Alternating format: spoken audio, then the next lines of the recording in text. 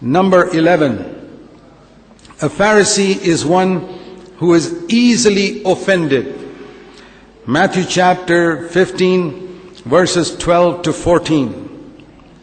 The disciples came and said to Jesus, "Do you know that the Pharisees were offended when they heard this statement?" Jesus said something and the Pharisees are offended. I want to ask any of you brothers and sisters, are you offended when the Lord speaks to you? Are you offended when the Lord speaks to you in a meeting? Are you offended when the Lord corrects you through an elder brother? Are you offended? It's a mark of a Pharisee. I decided many years ago that I'll never get offended in my life, no matter who says what, who doesn't say what. I'm not going to get offended. I live before God's face because I know that getting offended is the mark of a Pharisee. And I want to say this, my brothers and sisters, nobody may know it. You may not act that you're offended, but if you're offended by some correction, I know people in CFC who've been terribly offended because they were corrected. They wouldn't talk to me, they wouldn't even talk to my wife after that because they were offended. For a long time, they were offended by some correction. I know young people who are offended because they got some correction. And the way they manifest their getting offended is they won't talk. Great.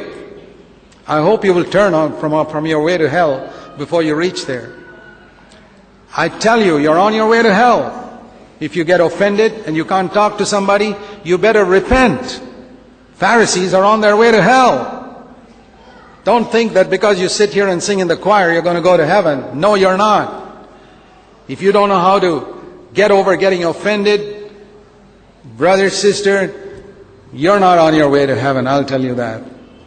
Pharisees got offended. And you know what Jesus told his disciples about the Pharisees? And that's what he's told me also. Wonderful verse. Leave them alone. Don't go running after them. Oh, brother, are you offended? Oh, sister, are you offended? Let's set it right. Leave them alone. Let them go. Verse 14, leave them alone. They are blind and they are trying to lead other blind people, and they will all finally fall into the pit of hell. Those are not my words.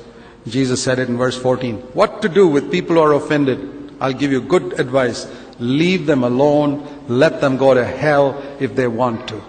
They hear enough of what we have spoken about in the church. They hear enough. And if they don't respond, let them go to hell.